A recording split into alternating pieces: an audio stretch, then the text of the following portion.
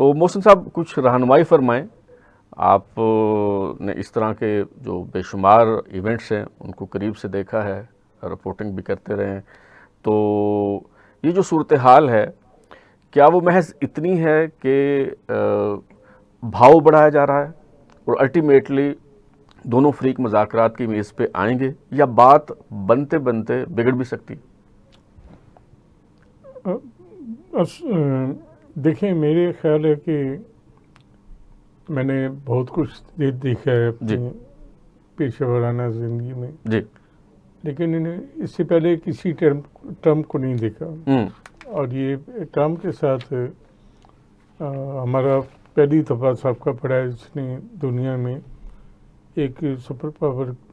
کی صدر ہوتے ہوئے تمام اصول و ضابطے جو ہیں ختم کر دیے ہیں۔ ایک ہی اصول ہے اس کا کہ کوئی اصول نہیں ہے، کوئی اصول نہیں۔ اس سے پہلے بھی آپ دیکھیں جو صدر تھے یا امریکی حکومتیں تھیں، جی، وہ کرتی تو یہی تھی، لیکن وہ کچھ رکھ رکھاؤ ہوتا تھا، کچھ پردے میں کچھ بات کرتے تھے، ویپن ماس ڈسٹرکشن کا نہیں کرتے تھے، لیکن ٹرمپ کسی ایسی جاسوسی پہ یقین نہیں رکھتا، وہ جو کرنا چاہتا ہے اور ڈٹائی سے، بے شرمی سے، بغیرتی سے ایک عالمی اڈے کے طور پہ وہ ابھر کے سامنے آیا ہے۔ صحیح۔ اور ہم دیکھتے ہیں کہ ہماری جو پچھلے 200-300 سال کی تاریخ ہے، جی، اس میں جو ہے ٹرمپ کا کردار جو ہے وہ بالکل ایک گنڈے کا ہے، اسے کوئی بیہیو نہیں کیا، کسی وجہ کے سر کو اٹھا لیا۔ بالکل ایسے ہی۔ مجھے لگتا ہے کہ یہ جو 50 دن کی جنگ ہو چکی ہے، جی، اس نے ٹرمپ کے لیے بھی خاصے مسائل پیدا کر دی۔ جی جی بالکل، دونوں مسائل بھی ہیں، لوگ بھی تنگ آ گئے ہیں، جی، اور ڈیموکریٹ اب کھل کے کہہ رہے ہیں کہ آپ نے ایک ایسی جنگ میں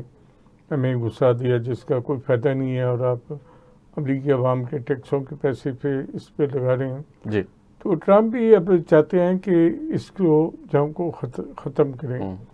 لیکن وہ چاہتے ہیں کہ ان کی ٹانگ اوپر ہے، اور وہ ایران کو یہ ثابت کرنا چاہتے ہیں کہ ایران تباہ ہو گیا تھا اور اس نے ہمارے سے محنت سماجت کی ہے، اور اس کے نتیجے میں ہم اس کے ساتھ سیز فائر یا معاہدہ جو بھی ہے بالکل وہ کر رہے ہیں۔